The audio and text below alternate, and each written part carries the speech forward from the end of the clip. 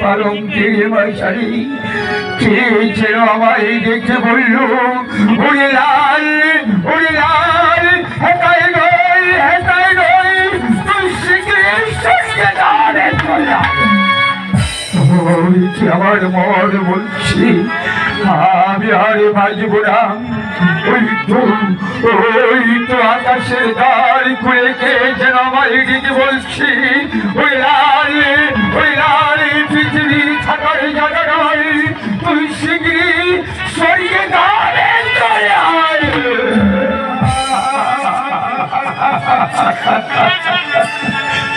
সত্যি সত্যি যদি আমার এই পৃথিবীর মায়া ছেড়ে চলে যেতে হয়, তাহলে আমার শিশু পুত্র তোতাও আমার 9 লক্ষ টাকার জমিদারি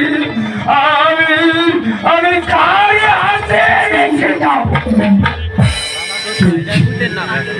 আমার ছোট ভাই তাকে লেখাপড়ায় শিখিয়ে শালগ্রামের চেয়ারম্যান বানিয়েছিলাম, তার হাতে রেখে যাব আমার এই 9 লক্ষ টাকার জমিদারি ও আমার শিশু পুত্র তোতাকে। কোথায় আব্দুল হামিদ?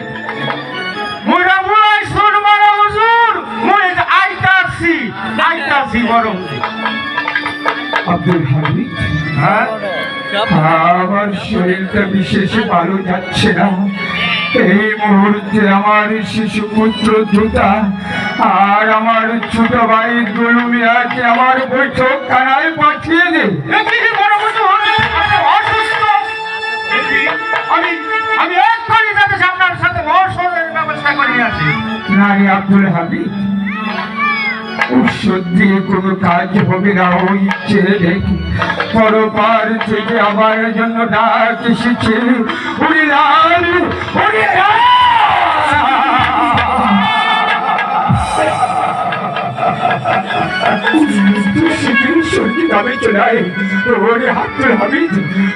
আমার মন বলছে পৃথিবী ছেড়ে তোদেরকে ছেড়ে চলে যেতে হবে।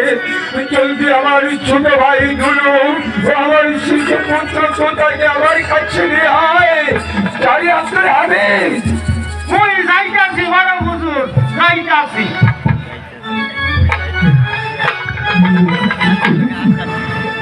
বুঝছি না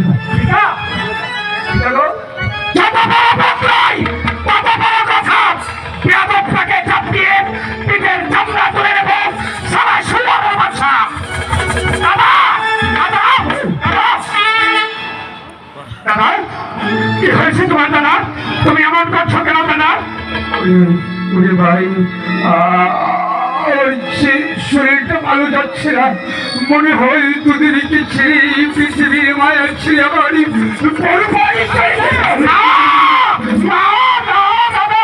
তুমি আমাদেরকে ছেড়ে চলে যেতে পারো না। অবুঝে বোঝা তোমাকে ছেড়ে তুমি চলে যেতে পারো না। এই মুহূর্তে আমি ডাক্তার নিয়ে আছি। ডাক্তারের প্রয়োজন হবে না রে ভাই। ডাক্তার যেহেতু আমাকে পৃথিবীতে রাখতে পারবে না, ওই তো বড় পাড়ি থেকে আমার পিতা আমাকে ডাকছে, ওরে লাল, ওরে লাল, পৃথিবী থাকার জায়গা নয়, তুই শিগগিরি আমার কাছে না দাদা, তুমি আমাদেরকে ছেড়ে চলে যেতে পারো না দাদা।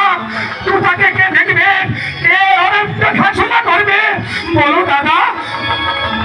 ভাই তুই তো আমারই ছোট ভাই, তুই তো রয়েছিস, কিন্তু আমার এই মৃত্যুর পূর্বে আমি তোকে 3টি প্রতিজ্ঞা করতে চাই। বল তুই আমার প্রতিজ্ঞাগুলো রক্ষা করবি? বলো দাদা, তুমি আমাকে কি বলবে দাদা? শোন ভাই দুলু, সত্যি সত্যি যদি আমি তোদেরকে ছেড়ে চলে যাই, তাহলে আমার এই শিশু পুত্র তোতাকে তুই লেখাপড়ায় শিখিয়ে একজন মানুষের মতো মানুষ করে ঘরে তুলবে। দাদা, আমি তোমার দেওয়া আদেশগুলো অক্ষরে অক্ষরে পালন করবো দাদা।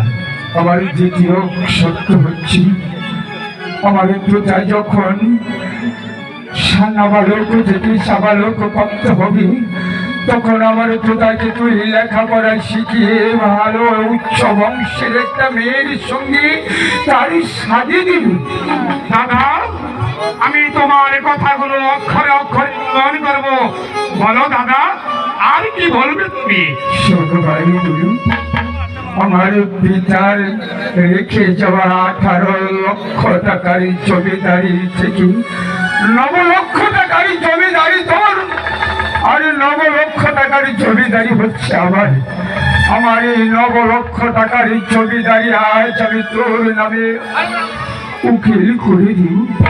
আমার কথা যখন বুঝতে পারবে, শিখবে, সবকিছু জানবে, তখন তুই আমার এই 9 লক্ষ টাকার জমিদারি আমার তোতাকে ফিরিয়ে দেবে। দাদা, আমি তোমার কাছে প্রতিজ্ঞা করে বলছি দাদা, তোমাকে আমি ভালো করে লেখাপড়া শিখে উচ্চ শিক্ষায় শিক্ষিত করবো। তোমাকে সাবালকে থেকে নাবালকে থেকে সাবালক হওয়া পর্যন্ত আমি তাকে ভালো বংশের মেয়ে দেখে বিবাহ দেব। শুধু তাই নয়, তার 9 লক্ষ টাকার জমিদারি আমি তার নামে উল্লেখ করে দেবো। দাদা, তোর কথাগুলো শুনে আমি অতি আনন্দিত হয়েছি ভাই। আব্দুল হামিদ, আমার দানপত্র দলিলগুলি নিয়ে মুই আইতাছি, বড় হুজুর আইতাছি।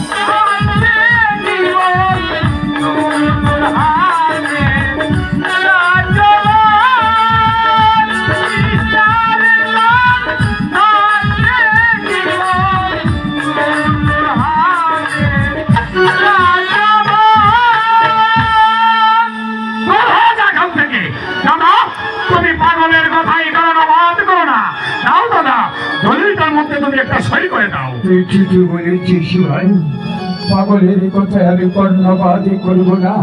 আমি আমার দানপত্র দলিলে সই করে দিচ্ছি।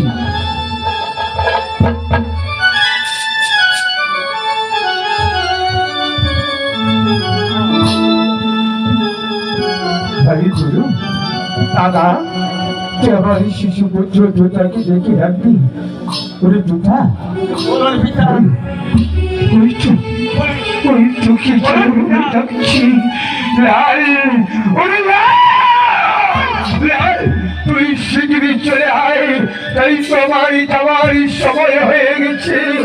আর দুলু, ওই তোমার পিতা আমাদেরকে ডাকছে। ওরে লাল, ওরে লাল, শিগগিরি সইকে ডালে চলে। তুমি আমাদেরকে ছেড়ে চলে যেতে পারো না দাদা? ভাই দুলু, এই পৃথিবীতে কেউ চিরদিনে বেঁচে থাকে না। আমাকে একটু নিয়ে চল। ওই শূন্য মিনারে ফজরের আজানে পড়ছে, আমি ফজরের 2 রাকাত নামাজ পড়তে চাই রে ধরো। ঠিক আছে দাদা, তাই হবে, চলো দাদা। আসছি, ওই তবে